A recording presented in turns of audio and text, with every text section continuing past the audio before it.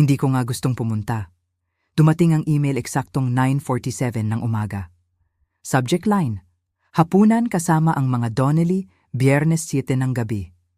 Isang formal na imbitasyon mula sa HR na may kasamang maliit na smiley face emoji para magmukhang personal. Pagkatapos ng 22 taon sa pagtatayo ng CoreLogic Dynamics, mula sa isang maliit na tech startup, sa isang inuupahang bodega, hanggang sa isang 120 milyong analytics firm na may mga kliyente sa buong mundo, ako ay tinatawag hindi sa isang board meeting, hindi sa isang tawag sa mga mamumuhunan, kundi sa isang hapunan kasama ang CEO at ang kanyang pamilya. Bago tayo magsimula, lubos ko pong pahahalagahan ito. Kung nagustuhan ninyo ang video na ito, matutulungan ninyo akong ipagpatuloy ang pagpapalaganap ng aral tungkol sa katandaan. Kung hindi pa kayo nakasubscribe, inire-recommend akong mag-subscribe kayo at iyon ang bell para hindi kayo makaligtaan ng anumang video.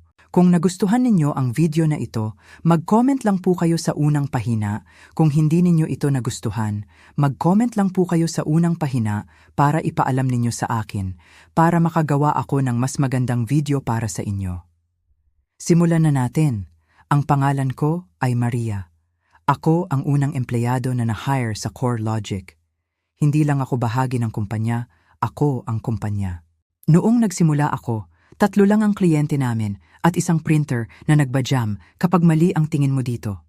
Ako ang bumuo ng aming client systems, namamahala sa mga kontrata ng vendor, humahawak sa mga pananalapi hanggang sa makabili tayo ng CFO, at nag-pitch ng mga deal na nagpanatili ng ilaw na nakabukas. Ang founder, si Mang Doug Donnelly, ay madalas tawagin akong quiet engine. Sabi niya, pinapanatili ko raw na gumagalaw ang lahat kahit na gustong bumigay ang lahat.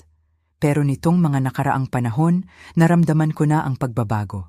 Si Mang Doug ay naging mas malayo. Ang mga update ko ay binabasa lang, hindi binabasa ng mabuti. Ang aming regular na Lunes na pagpupulong ay naging biweekly calls na minsan ay ina-adjust ng walang katiyakan.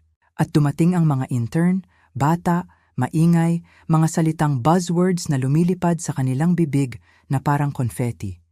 Naramdaman ko na ang malamig na hangin bago pa man bumukas ang bintana. Kaya noong natanggap ko ang imbitasyon sa hapunan, alam ko na. Hindi ko lang alam kung gaano kalamig ang hangin na iyon. Ang restaurant ay isa sa mga swanky rooftop sa downtown na may mamahaling scallops at dramatic lighting. Nagsuot ako ng malambot na navy blouse at ang pearl earrings na bigay ng anak ko noong nakaraang Mother's Day. Mukha akong respectable, executive, gaya ng dati. Nandoon na si Mang Doug, nakatayo sa tabi ng mahabang puting mesa na may linen tablecloth kasama ang kanyang asawa, si Aling Patrice, at ang kanilang anak na si Harper. Mukha siyang bagong labas sa isang runway. Blonde, polished, walang kulubot. Nakasuot ng linen pantsuit, mukha siyang buhay na sagisag ng CEO aesthetic sa LinkedIn. Maria, ang laki ng ngiti ni Mang Doug, nakabukas ang mga braso. Natuwa kaming makadalo ka. Hindi ko palalampasin, sabi ko, ngumiti habang nauupo ako sa tapat niya. Nanikip ang tiyan ko na parang lubid. Nagsimula ang hapunan na parang anumang executive gathering. Sobrang alak, sobrang papuri na walang gaanong kahulugan. Nagtanong si Harper tungkol sa mga unang araw ng kumpanya. Ang tono niya ay magaan ngunit condescending. Nakakatawa isipin na nagtatrabaho kayo sa isang garahe o kung anuman, sabi niya na may bahagyang pagtawa. Ngumiti ako, hindi iyon nakakatawa noon. Bumahing si Mang Doug.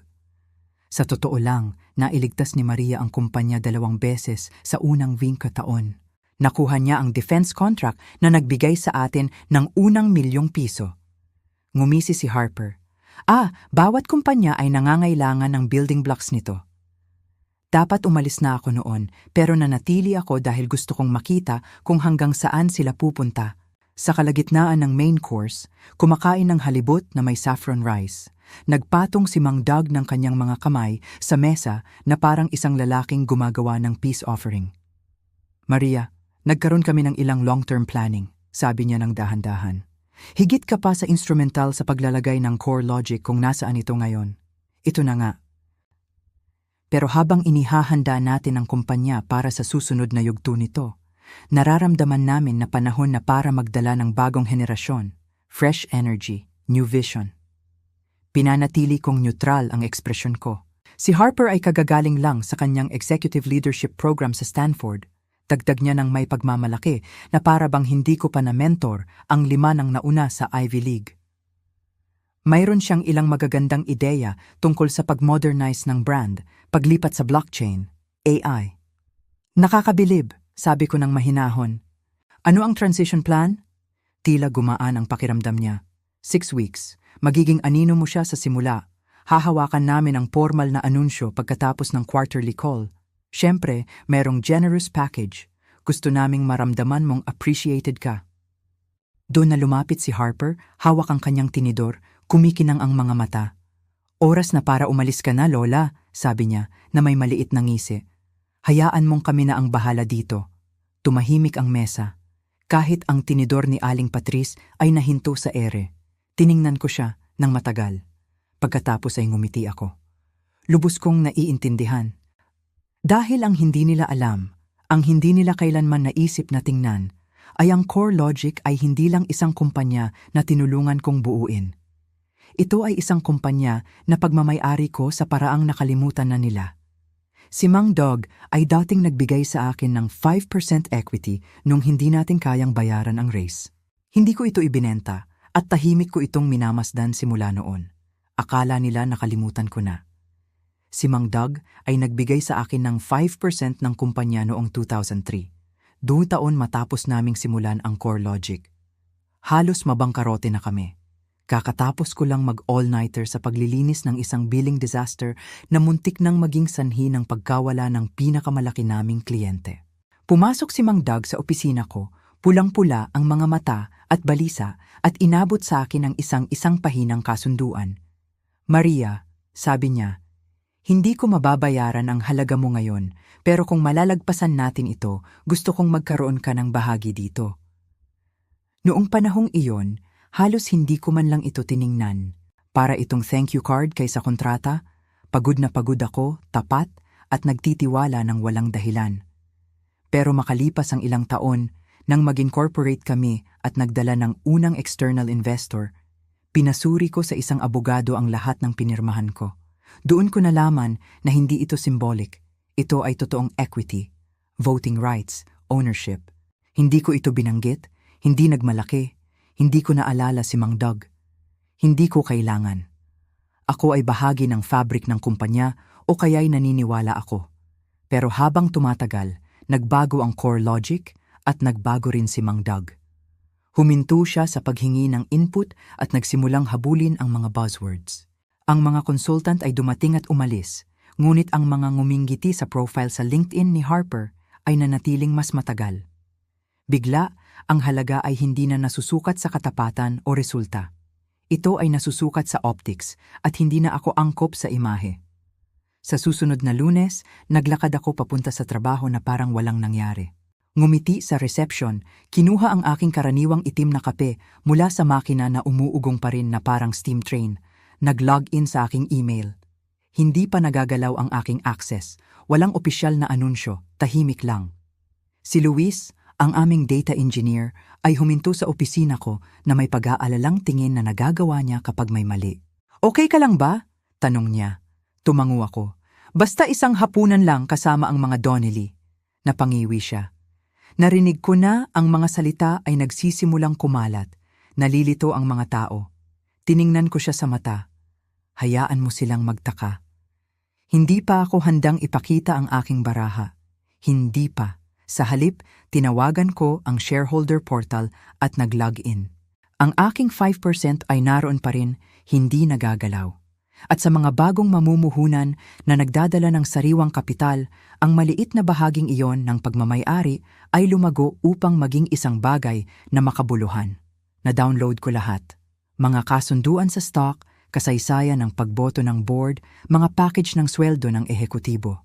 Pagkatapos ay humiling ako ng pagpupulong sa executive assistant ni Mang Doug. Gusto ko ng 30 minuto kasama si Mang Doug, pribado. Kumindat siya, nagulat, ngunit tumango. Titingnan ko ang magagawa ko. Nang makapasok ako sa opisina ni Mang Doug noong Miyerkules, tumingala siya na may pagod ng ngiti.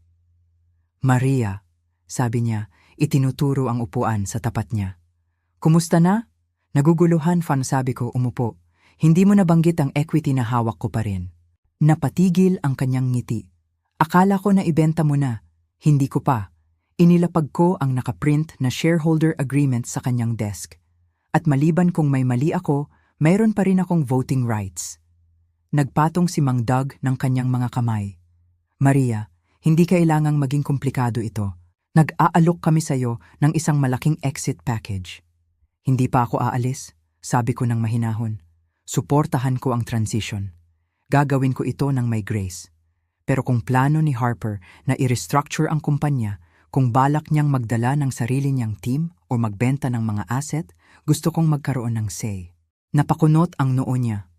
Hawak mo pa rin ang isang bagay dahil sa sentimentalidad. Hindi, sabi ko, hawak ko ang aking itinayo. Umalis ako bago siya makasagot. Hayaan siyang magmukmok. Kinagabihan, kinuha ko ang isang lumang filing cabinet sa aking home office. Sa loob ay lahat mula pa noong mga unang araw. Mga sketch ng orihinal na arkitektura, mga tala mula sa mga client pitch, ang mga unang UI mockup na iginuhit sa mga napkin. At pagkatapos ay nakita ko ang isang bagay na matagal ko nang hindi nakikita. Isang NDA na pirmado ni Mang Doug noong 2005 na nagpapatunay na ang ilang proprietary tools na binuo ko para sa kumpanya ay nagmula sa aking dating consulting work. Ang uri ng detalye na karamihan sa mga tao ay nakakalimutan. Pero ako, hindi ako nakakalimutan. Kinabukasan, nakipagkita ako kay Melissa, isang lumang kaibigan at ngayon ay isang top-tier IP attorney. Nagkape kami sa isang tahimik na bistro, 2 bloke mula sa CoreLogic HQ. Inilatag ko ang lahat. Maaari ko bang protektahan ito? Tanong ko. Ngumiti siya habang binabalik-balik ang mga pahina. Maria, pag-aari mo ito, kahit papaano bahagi nito. At sa iyong equity, mayroon kang leverage na hindi nila inaasahan. Napabuntong hininga ako, ang bigat ng 2 dekada ay bumaba sa aking dibdib. Iniisip mo na ako ay isang stepping stone. Saka natin ipakita, sabi niya, na ang mga bato ay kayang bumagsak ng pundasyon. Ay pagsapit ng Biyernes, nagsimula na ang mga bulong-bulungan. Bakit nandito pa si Maria? Bakit siya kalmado? Bakit hindi pa nakakapag-take over si Harper? Ngumiti ako habang dumadaan ako sa kanila sa hallway. Inimbita nila ako sa hapunan para isulat ang aking pagtatapos, pero hindi nila napagtanto na isinusulat ko ang susunod na kabanata. Sa Lunes, lumipat na si Harper sa opisina ko. Hindi opisyal, syempre, pero nagpapaligid siya. Dumarating ng maaga, pumapasok na may kape at peking ngiti na parang kami ay best friends. Ang tono niya ay sobrang tamis, ang mga tanong niya ay puno ng patibong. Nagtatanong siya tungkol sa mga relasyon sa vendor at mga back-end system, pero nakikita ko sa kanyang mga mata. Hindi siya nandito para matuto. Nandito siya para palitan. Palagi mo bang inaaprubahan ang mga budget request ng mano-mano? Tanong niya habang binabalik-balik ang isang report na halos hindi niya maintindihan. Oo naman, sagot ko. Nakakatulong ito para mahuli ang mga error. Ang automation ay hindi. Pero kung gagamit tayo ng predictive tools, ang mga predictive tools ay kasing ganda lang ng data sa likod nila.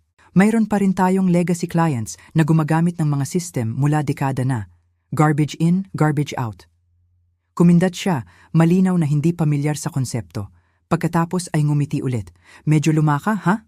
Narito na. Ngumiti lang ako pabalik. Ang pagiging old school ang nagpigil sa kumpanyang ito na bumagsak sa 3 magkakaibang pagbagsak.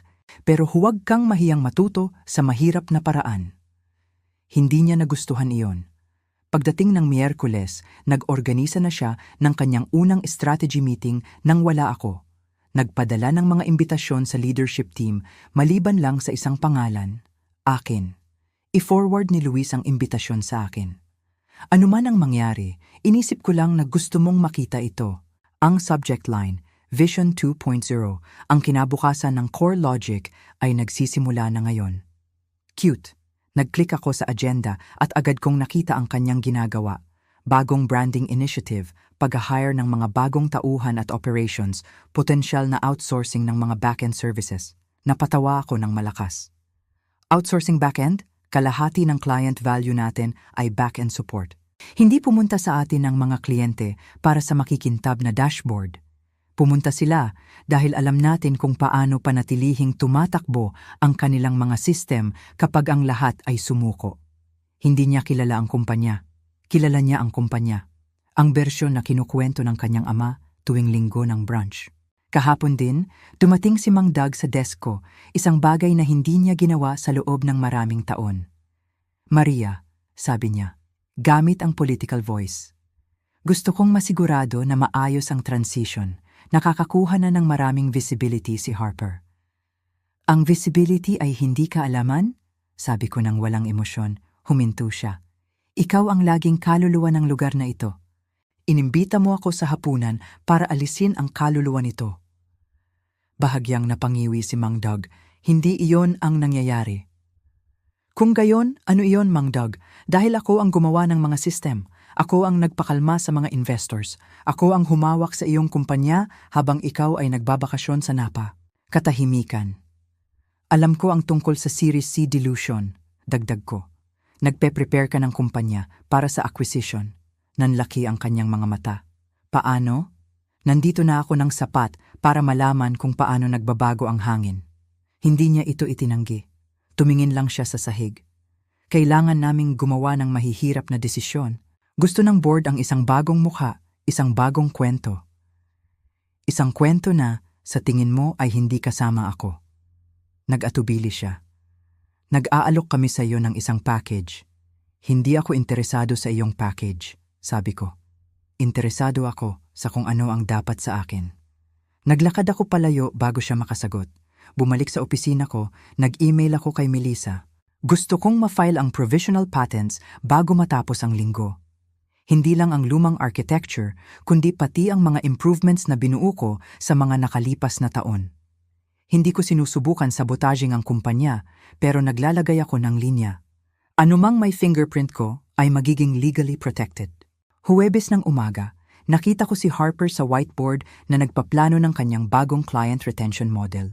Halos salitang-salita ito mula sa isang strategy document na sinulat ko 6 na taon na ang nakakaraan.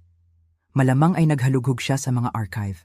Nang makita niyang pinapanood ko siya, ngumiti siya. Nag-modernize lang ako, sabi niya. Maganda ang foundation ng trabaho mo. Walang problema, sabi ko, lumapit. Siguraduhin lang na tama ang iyong mga sources, hindi maganda ang plagiarism sa quarterly reports. Kumislap ang kanyang ngiti. Pagdating ng Biyernes, ang IT team ay nagbubulungan na. Vanessa, ang aking operations lead, ay hinarang ako sa break room. Nervous sila, sabi niya ng mahina. Nagpupush si Harper ng mga pagbabago na hindi makatuwiran at hindi nagsasalita si Mang Doug. Dahil hindi na siya ang boss, sabi ko, hindi lang niya alam pa. Tumingin sa akin si Vanessa. Anong ginagawa mo, Maria? Nagsiset ng lamesa, sagot ko. Para sa ano? Para sa bagyo, sabi ko. Pero okay lang, plano kong ngumiti sa gitna nito. Kagabi, umupo ako sa aking porch na may baso ng red wine at bukas na laptop. Ang mga email ay draft na. Isa para sa natitirang 3 board members. Nagpapaalala sa kanila ng aking equity at ang original na shareholder clause na nangangailangan ng unanimous consent para sa structural overhauls. Isa para sa Technova Systems, isang kumpanya na halos mabili namin noong nakaraang taon, ngayon ay mabilis na lumalago. Nasa mabuting pakikipag-ugnayan ako sa kanilang CEO. Gusto ko ng meeting. At isang huling email sa aking sarili. Subject, leverage. Iniimbak ko ang lahat kung sakali. Hindi ko gusto ng giyera. Gusto ko ng pagkilala. Pero kung patuloy nila akong pipigain, malalaman nila kung gaano ka-old school ako. Ang opisyal na anunsyo ay dumating noong Martes ng umaga, all-staff meeting, mandatory attendance. Si Harper sa harap ng auditorium na may wireless mic, naglalakad na parang TED speaker habang isang slideshow ang tumatakbo sa likod niya na puno ng stock photos at malabong slogans. Vision, velocity, victory. Ipinakilala siya ni Mang Doug na may mainit na ngiti, tinawag siyang isang breath of fresh air. Si Harper ay namula at nagpasalamat sa kanya na parabang nanalo siya sa isang beauty pageant. Pagkatapos ay bumaling siya sa mga empleyado at sinabi ito. Oras na para sa isang bagong kabanata. Simula niya, isang mas bata, mas leaner at mas innovative na core logic. At naroon na, hindi man lang subtle. Nakaupo ako sa ikalawang hilera, nakapamaywang, pinapanood ang mga mukha sa paligid ko. Karamihan sa mga tao ay sumusubok itago ang kanilang pagkadismaya. Si Vanessa ay mukhang nabigla. Hindi tumingin sa akin si Luis. Pagkatapos ay itinuro ni Harper ang projector at isang slide ang lumabas na may salitang Organizational Streamlining Plan, Phase 1. Andoon nananikip ang pangako dahil ang slide na yon ay nagdetalye ng isang restructuring plan, mga pagbawas sa back-end operations, outsourced IT functions, pagsasama-sama ng mga departamento at higit sa lahat, legacy management transition na nangangahulugang ako. Hindi nila binanggit ang pangalan ko. Pagkatapos ng meeting, lumapit sa akin si Harper sa hallway, mag-isa, puno ng kumpiyansa. Sana maging graceful ka tungkol dito, sabi niya. Mahina ang boses.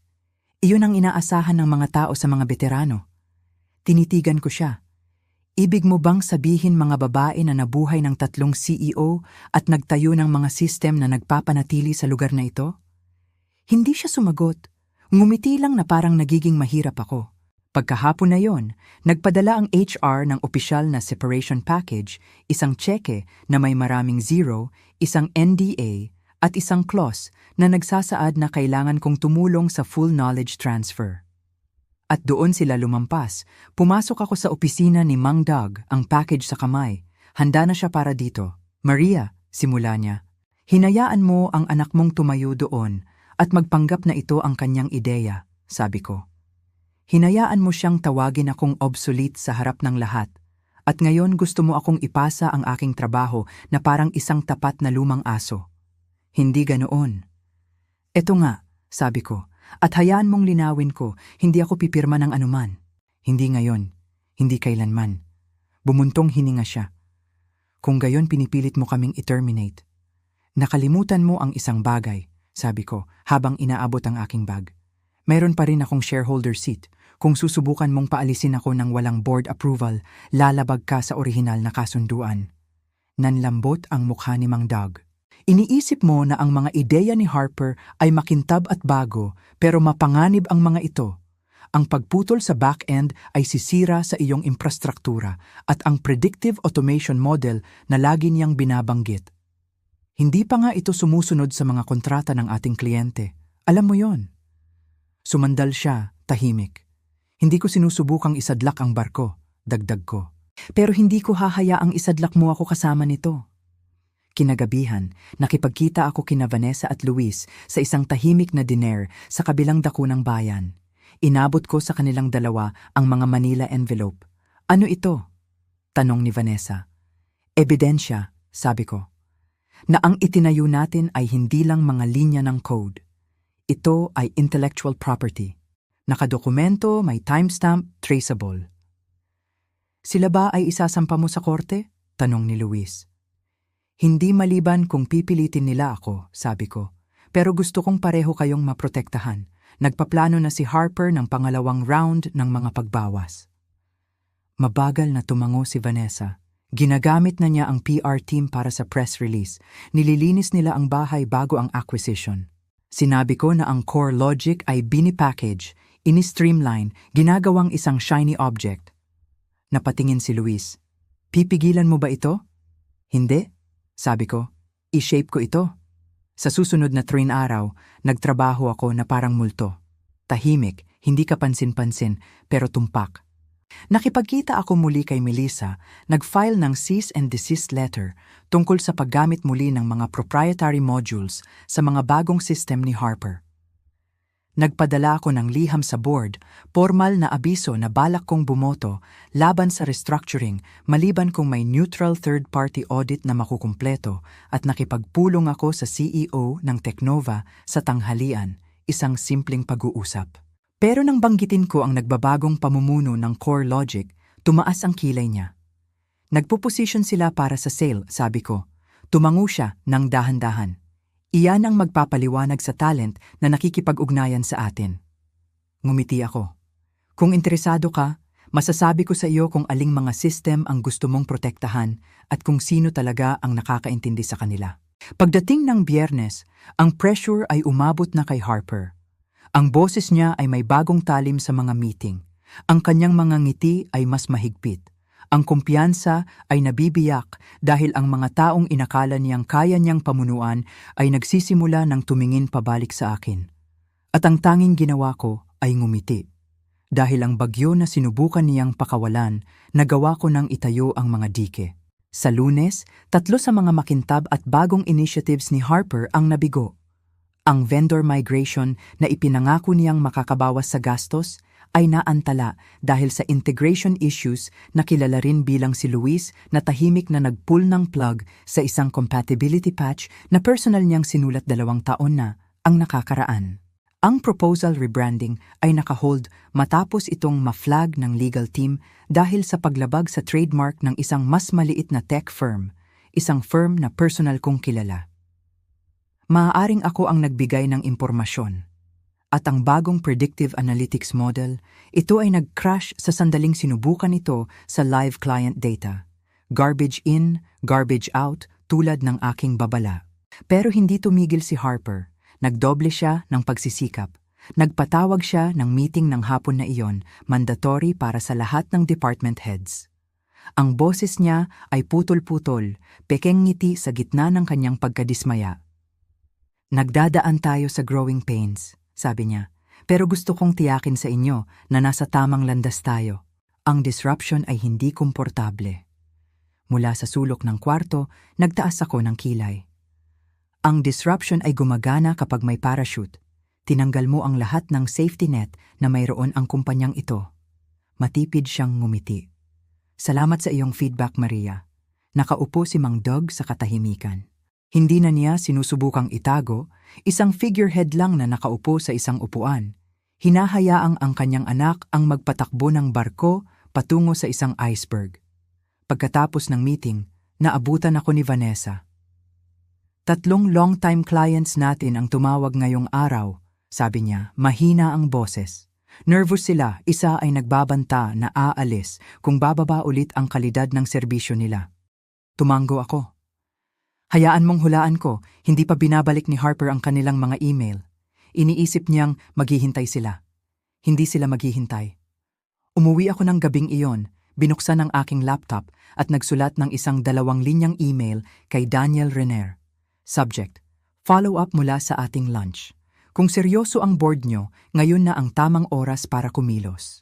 Si Daniel Renner ang CEO ng Technova at ang kanyang board ay umiikot sa CoreLogic sa loob ng maraming buwan, naghihintay sa tamang sandali para kumilos.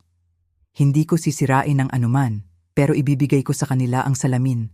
Hayaan silang makita kung ano ang nangyayari sa likod ng kurtina. Kinabukasan ng umaga, natagpuan ko si Harper sa dating opisina ko, nakataas ang paa sa desk, nagpapalipad-lipad ng stress ball sa pagitan ng kanyang mga kamay. Hindi man lang siya tumingin nang kumatok ako. Maaari ba akong makatulong? Tanong niya na para bang ako ang intern. Kailangan ko ng ilang minuto. Bumuntong hininga siya. Gawing mabilis. Ipumasok ako, kalmado gaya ng dati. Nawawala mo ang kumpanya. Nakakuha iyon ng kanyang atensyon. Alam kong iniisip mo na susunod sa iyo ang mga tao dahil nagsasalita ka tungkol sa innovation at branding. Pero hindi ito itinayo ang lugar na ito sa mga slogan. Itinayo ito sa pagtitiwala, mga relasyon, mga system na talagang gumagana. Tumayo siya, naningkit ang mga mata. Binabantaan mo ba ako? Hindi, sabi ko. Binibigyan kita ng pagkakataon. Para saan? Para itigil ang pagpapanggap na alam mo ang iyong ginagawa? Tumawa siya. Ang aking ama ay itinutulak sa gilid ng sarili niyang board. Ikaw ay isang figurehead, katulad niya ngayon. Tinitigan niya ako, ang kayabangan ay bahagyang nabibiyak. Gusto mong mamuno? Dagdag ko. Sige, mamuno ka, pero huwag mong sunugin ang pundasyon para lang patunayan na kaya mong magsindi ng posporo. Hindi siya sumagot. Hindi ko rin inaasahan. Mamaya sa araw na iyon, humiling si Mang Doug ng pribadong pagpupulong. Walang assistance, walang Harper. Mukha siyang pagod. Talagang pagod. Maria, sabi niya, naupo sa tapat ko. Anong gusto mo? Huminga ako ng malalim. Gusto ko ng pagkilala. Hindi isang payout, hindi isang titulo. Pagkilala. Hinimas niya ang mukha. Nasisindak ang board. Nakikita nila ang instability. Alam nila na ang pangalan mo ay nakakabit pa rin sa bawat kritikal na sistema. Dapat silang masindak, sabi ko. Ibinigay nila ang multi-million-dollar operation sa isang taong itinuturing ang legacy experience bilang isang liability. At ang Teknova? Tanong niya ng mahina. Ngumiti lang ako. Nagkaroon ako ng lunch kay Daniel. Totoo ang offer pero hindi pa ako nakakapagdesisyon.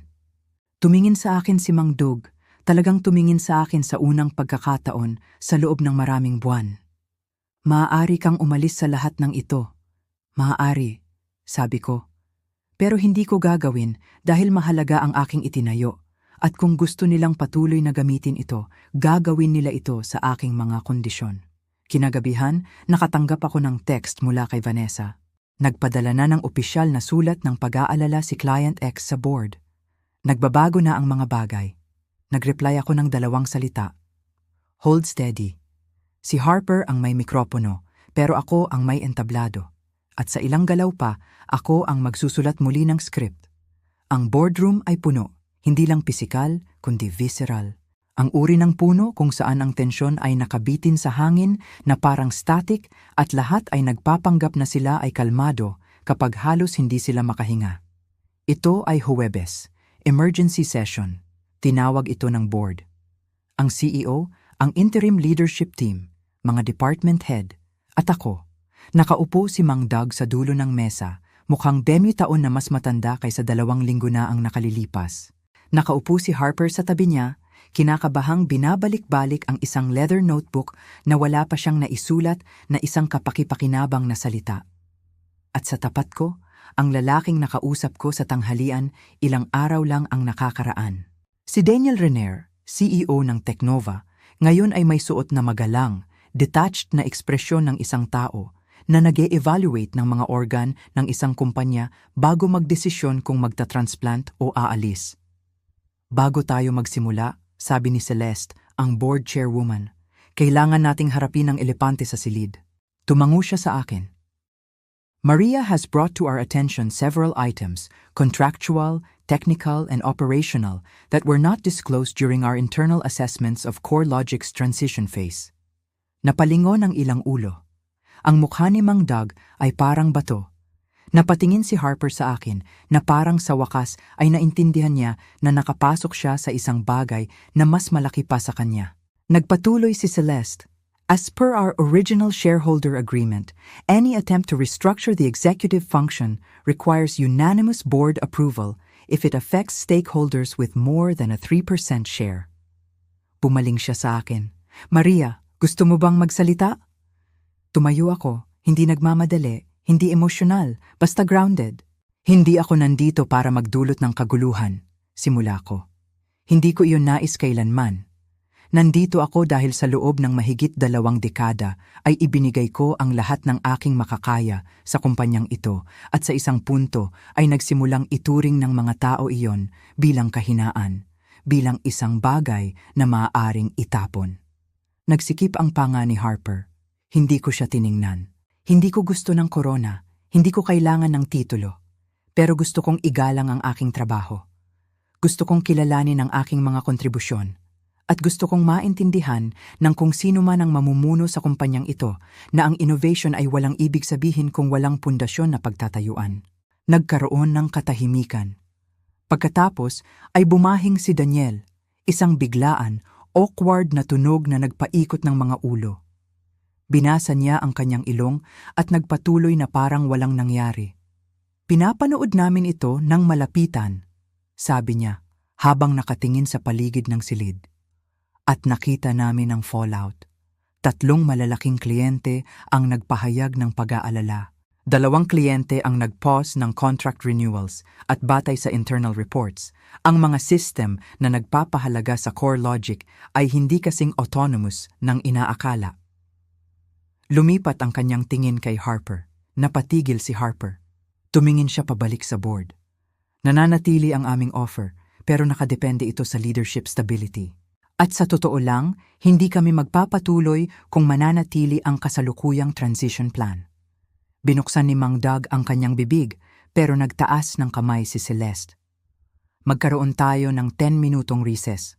Tumayo ang mga tao, nagbubulungan sa isa't isa habang lumalabas sa hallway. Ako ay nanatiling nakaupo. Si Harper din, tumingin siya sa akin, talagang tumingin sa akin.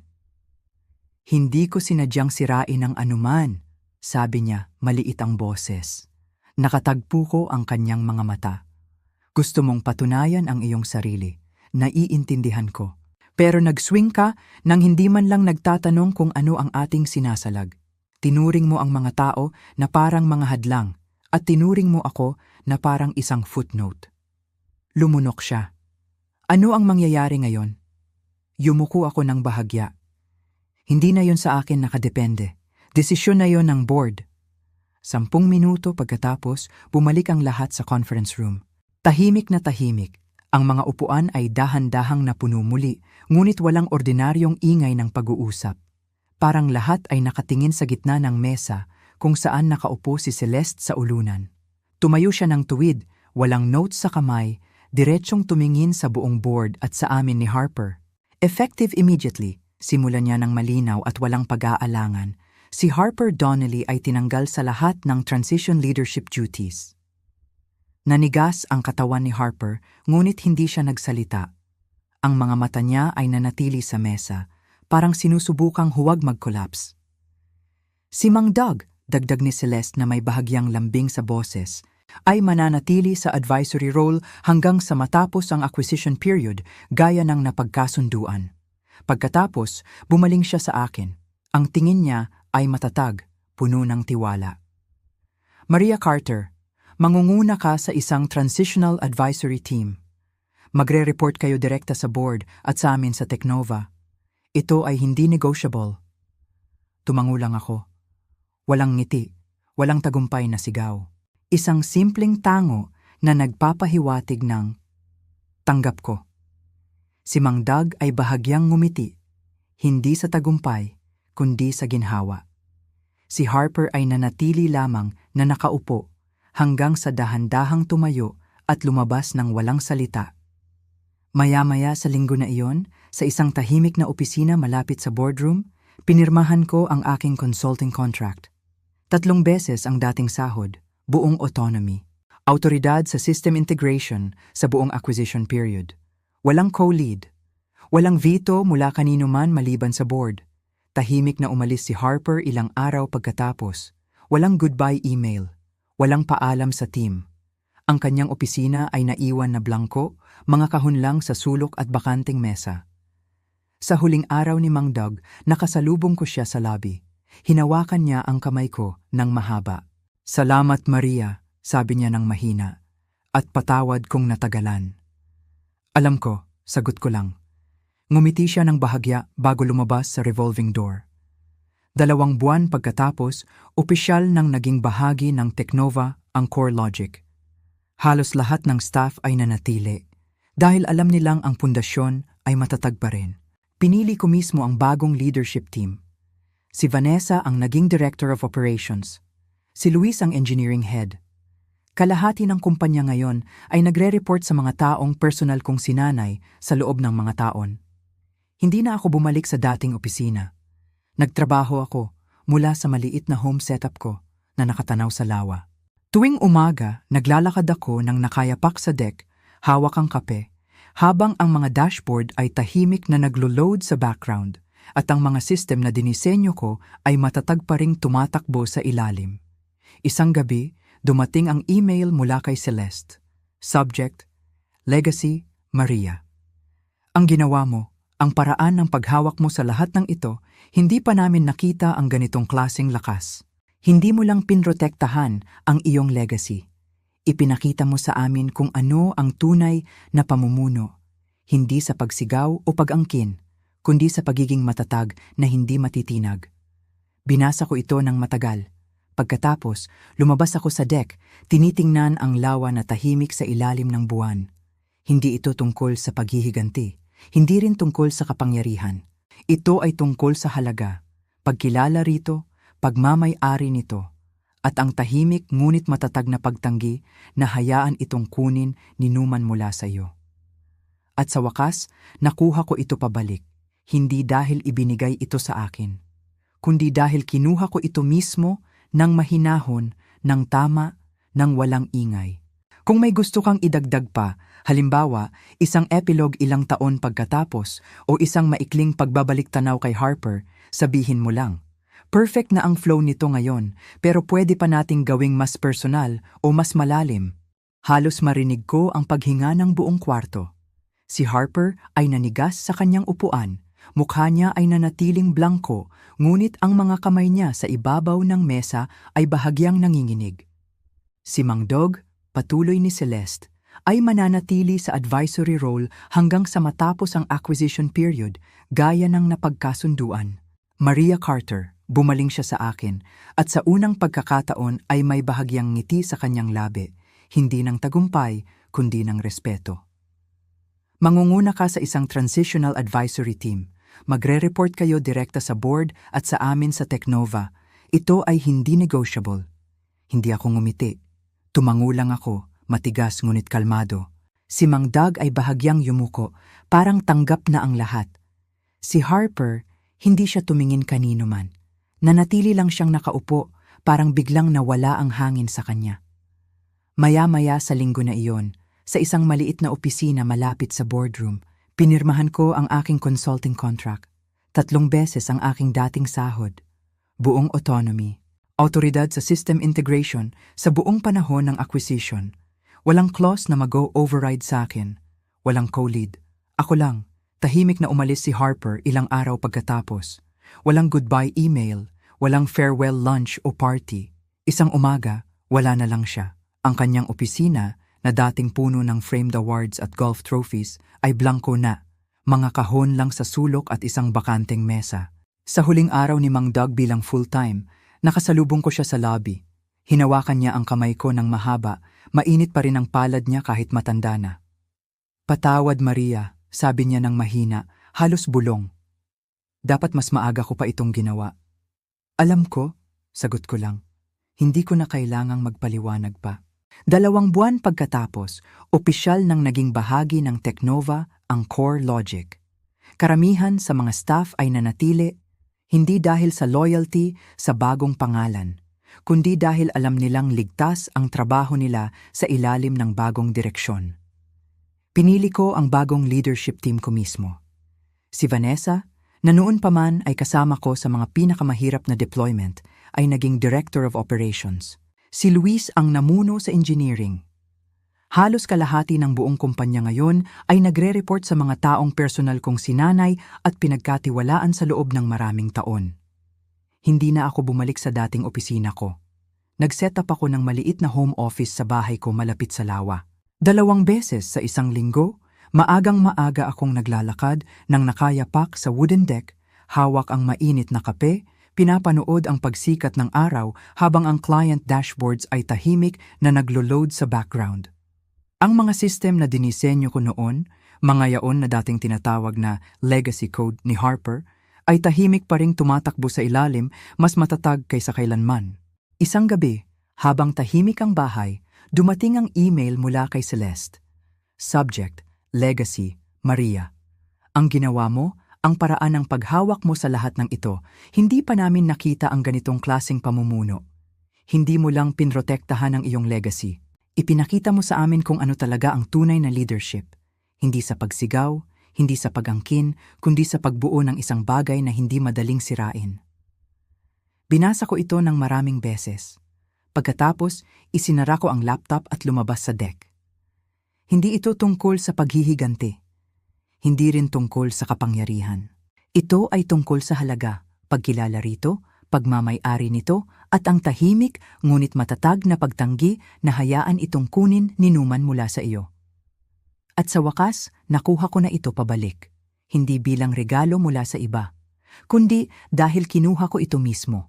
Kung gusto mo pang idagdag o baguhin ang ilang bahagi, halimbawa, mas detalyado ang reaksyon ng team pagkatapos ng acquisition o isang huling flashback, sabihin mo lang. Gusto ko ring marinig kung paano mo naiisip ang tunay na wakas nito para kay Maria. Effective immediately, si Harper Donnelly ay tinanggal sa lahat ng transition leadership duties. Si Mang Doug ay mananatili sa advisory role hanggang sa acquisition period. Maria Carter, bumaling siya sa akin. Mangunguna tayo sa isang transitional advisory team, magre-report direkta sa board at sa ating prospective partners sa Teknova. Hindi ako ngumiti. Tumango lang ako. Maya-maya sa linggo na iyon, pinirmahan ko ang aking consulting contract. 3 beses ang aking dating sahod, buong autonomy at autoridad sa system integration sa panahon ng acquisition. Tahimik na umalis si Harper. Walang goodbye email, walang farewell party. Hinawakan ni Mang Doug ang kamay ko sa huling pagkakataon sa lobby. "Patawad," sabi niya ng mahina. "Alam ko," sagot ko. 2 buwan pagkatapos, ang Core Logic ay opisyal na naging bahagi ng Teknova. Karamihan sa mga staff ay nanatili. Pinili ko ang isang bagong leadership team. Si Vanessa ay naging Director of Operations. Si Luis ang namuno sa engineering. Kalahati ng kumpanya ngayon ay nagre-report sa mga taong personal kong sinanay. At hindi na ako bumalik sa dating opisina ko. Nagtrabaho ako mula sa isang maliit na home setup na nakatanaw sa lawa. 2 beses sa isang linggo, naglalakad ako ng nakayapak sa deck na may hawak na kape. Pinapanood ang pagsikat ng araw habang ang client dashboards ay mabilis na naglo-load sa background. Mga system na dinisenyo ko ay tahimik pa ring tumatakbo sa ilalim. Isang gabi, nakatanggap ako ng email mula kay Celeste. Subject, Legacy Maria. Ang ginawa mo, ang paraan ng paghawak mo dito, hindi pa namin nakikita ang ganito. Hindi mo lang pinrotektahan ang iyong legacy. Naalala mo sa lahat kung ano ang tunay na pamumuno. Umupo ako doon ng matagal, nakatingin sa screen. Hindi ito tungkol sa paghihiganti. Hindi ito tungkol sa kapangyarihan. Ito ay tungkol sa halaga. Pagkilala dito, pagmamay-ari nito, at pagtanggi na hayaan ang sino man na kunin ito mula sa iyo. Mga buwan pa ang lumipas. Isang umaga ng Disyembre, habang naglalakad ako sa deck na basa pa ng hamog, tumunog ang phone ko. Hindi kilalang numero. Sinagot ko. "Maria Carter?" Tanong ng isang pamilyar na boses sa kabilang linya, matanda na, medyo paos. "Opo, sino po ito?" "Si Harper to, Harper Donnelly." Tumahimik ako. Hindi ko alam kung ano ang mararamdaman. Galit? Pity? Wala. Walang-wala. "Bakit ka tumawag?" Tanong ko ng mahinahon. Nagbuntong hininga siya. "Nabalitaan ko ang ginagawa ninyo sa Teknova. Matagumpay. Mas matagumpay kaysa noong ako pa ang... noong ako pa ang nasa posisyon. Gusto ko lang sabihin na mali ako. Hindi ko nakita noon ang halaga mo. At siguro, hindi ko rin nakita ang sarili ko ng maayos. Hindi ako sumagot agad. Pinakinggan ko lang ang hangin sa lawa, ang malalayong huni ng ibon. "Salamat sa pagsabi niyan, Harper," sabi ko sa wakas. "Pero hindi na kailangan. Natapos na yon." "Oo," sagot niya ng mahina. "Alam ko, pasensya na rin sa istorbo. Merry Christmas, Maria." Binaba niya ang tawag. Hindi ako natulala. Hindi ako umiyak. Ngumiti lang ako ng bahagya, hinigop ang natitirang kape, at bumalik sa loob. Sa screen ng laptop ko, may bagong notification. Isang grant approval para sa scholarship program na sinimulan ko para sa mga batang babae sa probinsya na gustong mag-aral ng computer science. Isinara ko ang email ni Celeste noon at binuksan ang bagong window. Nagtipa ako ng maikling mensahe sa buong team. "Maligayang Pasko sa inyong lahat. Salamat sa pagiging bahagi ng isang bagay na mas malaki kaysa sa atin. Patuloy nating buuin ang hinaharap, hindi para sa sarili lang, kundi para sa mga darating pa." Pinindot ko ang send. Sa labas, nagsisimula ng mag-umaga, tahimik, maliwanag at puno ng posibilidad.